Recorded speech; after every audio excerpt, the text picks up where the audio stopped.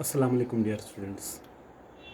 The first lesson of your English text Tulip series class 10th with title Footprints Without Feet written by H.G. Wells. ये जो Footprints Without Feet है इसमें क्या होता है, इसमें एक साइंटिस्ट होता है, वो बिल्कुल आउटला होता है। आउटला से हम बागी बोलते हैं। वो ना अपनी गवर्नमेंट का कानून मानता है और ना ही अपनी जो उसकी लैंडलॉर्ड होती है वो उसका भी कानून नहीं मानता है। तो ये एक ड्रग तैयार करता है जिसको वो पीने से बिल्कुल इनविजिबल हो जाता है। जब ये इनविजिबल होता है तो जब भी ये चलता है तो अपने पैरों के निशान छोड़ता है। इसीलिए इसका टाइटल रखा गया है footprints without feet. Now lesson we will start the lesson. In the epigraph किसे बोलते हैं हम? जो ये नीचे रेक्टेंगुलर शेप में लिखा गया है इसे एपिग्राफ बोलते हैं। सारे लेसन का क्लाइमैक्स इसी एपिग्राफ में होता है dear students. Now let us read. Can a man become invisible? क्या एक इंसान, ये हमें क्वेश्चन पूछता है यहाँ पे, क्या एक इंसान इनविजिबल हो सकता है? This is the story of a scientist. ये एक साइंसदान की एक कहानी है। हु डिस्कवर्स, जो खोज करता है, how to make himself invisible, अपने आप को कैसे इनविजिबल बनाए। इनविजिबल मीन्स जो इंसान या जो चीज़ नहीं दिखाई दे, जिसका एंटोनिम है visible. He is a homeless wanderer.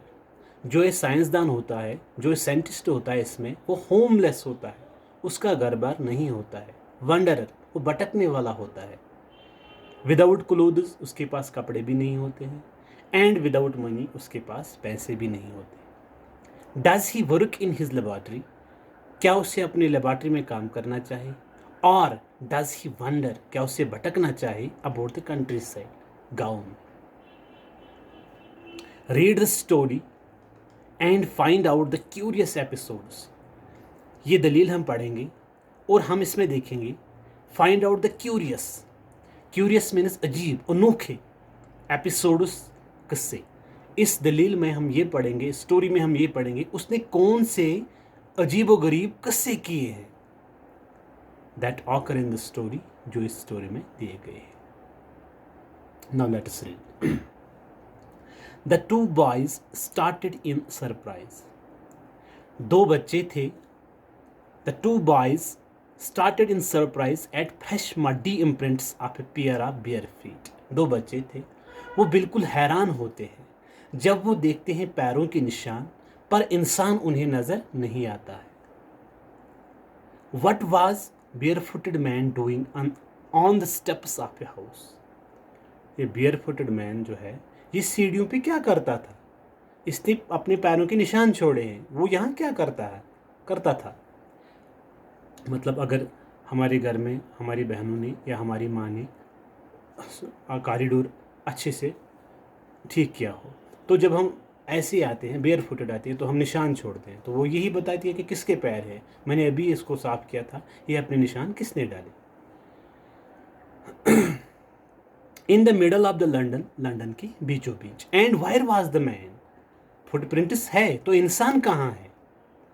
That was strange thing. That was curious episode in the story. Footprints are present here, but the man is invisible. As they gazed, वो नजर दे रहे थे, a remarkable sight met their eyes. उनकी आंखों के सामने एक यादगार लम्हा बन गया। Remarkable sight, वो नज़ारा जो याद रखने वाला था। A fresh footmark appeared from nowhere. दूसरा एक पैरों का निशान आ गया, वो पता नहीं था वो कहाँ से आ गया। Further footprints followed one after another. पहले एक आता था, फिर दूसरा आता था, फिर दूसरा आता था। नोवेयर, पता नहीं था ये कहाँ से आते हैं। डिसेंडिंग द स्टेप्स, वो नीचे जा रहे थे।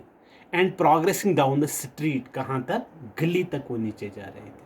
वो ऊपर सीढ़ियों से नीचे आ रहे थे वो निशान, और वो गली तक थे। The boys got fascinated. ये जो लड़के दो थे बहुत हैरान हो गए। एंड फॉलो, उन्होंने फॉलो करना शुरू कर दिया। वो इन फुटप्रिंट्स को फॉलो करते रहे। Until the muddy impression became fainter and fainter.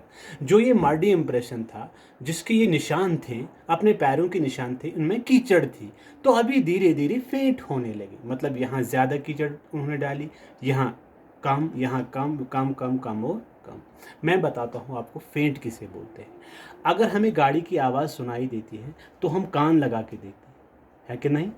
तो हम ऐसे करते हैं, हाँ हाँ गाड़ी आ गई। और वो जब निकलती है, जब गाड़ी हमारे पास आती है, फिर जब वो निकलती है, उसकी आवाज़ जो है वो डिम होती है, फेंट होती है।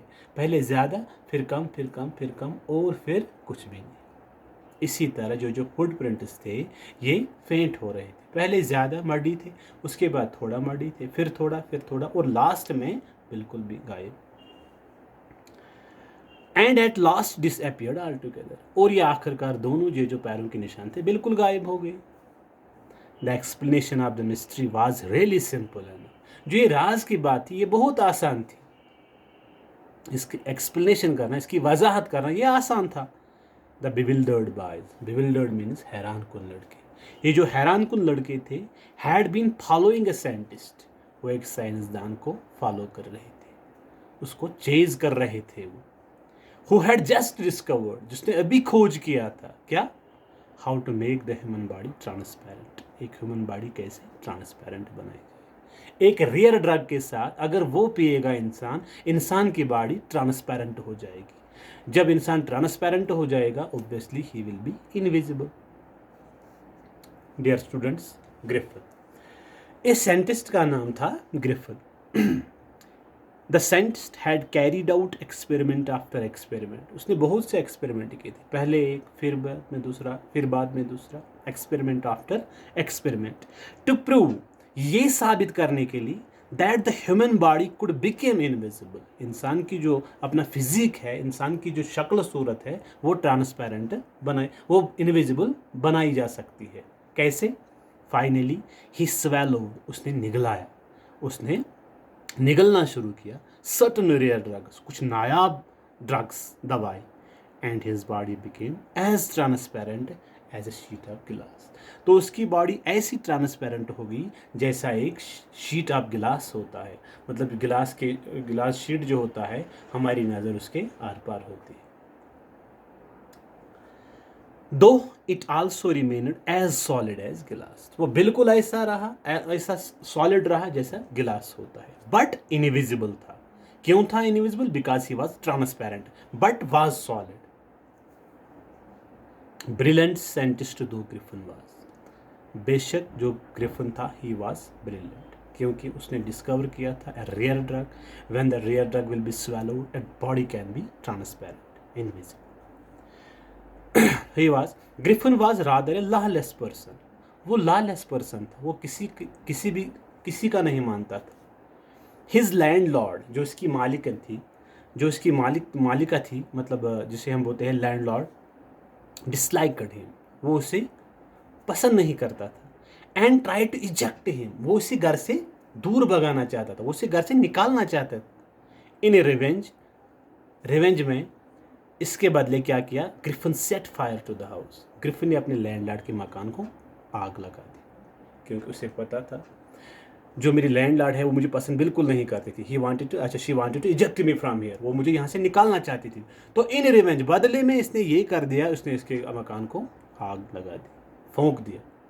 To get away without being seen he had to remove his clothes, ताकि मुझे कोई यहाँ ना देखे मैंने यहाँ आग लगा दी, उसने अपने कपड़े बाहर निकाल दिए ताकि मुझे कोई ना देख सके। Thus it was that he became a homeless wanderer. इस हिसाब से वो एक होमलेस बेगर वंडरर, भटकने वाला बन गया, क्योंकि उसके पास अब घर नहीं था। विदाउट क्लोथ्स, उसने वो कपड़े भी बाहर निकाल दिए थे। जब वो कपड़े बाहर निकालता था तो वो ट्रांसपेरेंट होता था। विदाउट मनी, उसके पास पैसे भी बिल्कुल नहीं थे। एंड क्वाइट इनविजिबल, और वो बिल्कुल इनविजिबल था।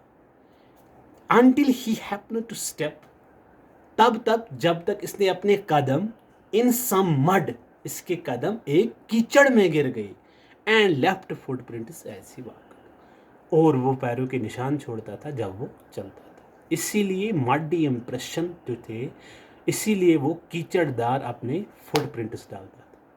Do you get it my dear? Okay, now let us Read the next page.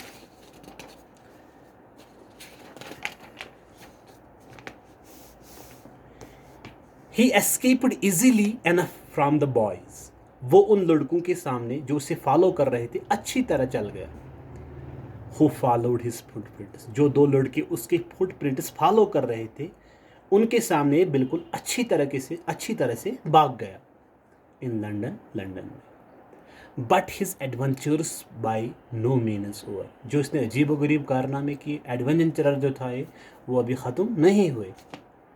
He had chosen a bad time of the year to wander about London without clothes.